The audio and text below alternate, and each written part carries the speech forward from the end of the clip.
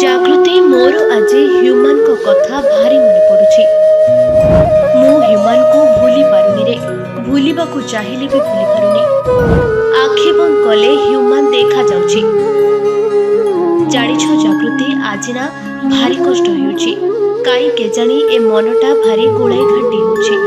ଛାଡ଼ ନା, ତୁମକୁ କହିଲେ ବା ତୁମେ କ'ଣ ବୁଝିବ?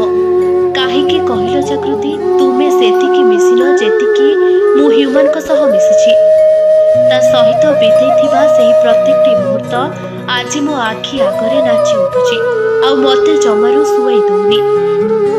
ସେ ତ ମୋତେ ପର କରି ସବୁଦିନ ପାଇଁ ଆରପାରିକୁ ଚାଲିଗଲା, ହେଲେ ମୋତେ ପୁରା ଏକୁଟିଆ କରିଦେଇ ପଳାଇଲା।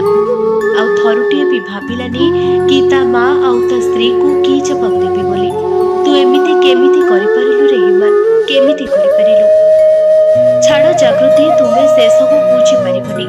ମୋ ମନ ଭିତରେ ଗୁମୁରି ଗୁମୁରି କାନ୍ଦୁଥିବା ସେଇ ଅବୁଝ ମନକୁ ତୁମେ ଜମାରୁ ତୁନି କରିପାରିବନି। ତୁମେ ଜାଣିଛ, ଏଇ ହାତରେ ମୁଁ ତାକୁ ମଣିଷ କରିଥିଲି, ଆଉ ତାରି ପାଇଁ ମୁଁ ଅନେକ ଫିଲ୍ମ ବି ହିଟ୍ ହୋଇଛି। ଆଜି ସିନା ସେ ଜୀବିତ ନାହିଁ, ହେଲେ ସେ ଗାଇଥିବା ପ୍ରତ୍ୟେକଟି ଗୀତ ତାକୁ ଆଜି ଜୀବିତ କରି ରଖିଛି।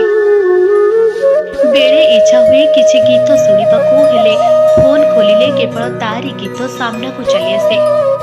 ଯେତେବେଳେ ଗୋଟେ ଲୋକ ତା ଗୀତ ଶୁଣେ, ସେତେବେଳେ ସେ ନିଜକୁ ସେଇ ଗୀତ ଭିତରେ ନିଜକୁ ହଜେଇ ଦେଇଥାଏ। ହେଲେ ଯେଉଁ ପିଲା ନିଜ ଗୀତରେ ସମସ୍ତଙ୍କୁ ହଜେଇ ଦେଉଥିଲା, ଆଜି ସେ ନିଜେ ବି କେଉଁ ଦୁନିଆରେ ସବୁଦିନ ପାଇଁ ହଜି ଯାଇଛି।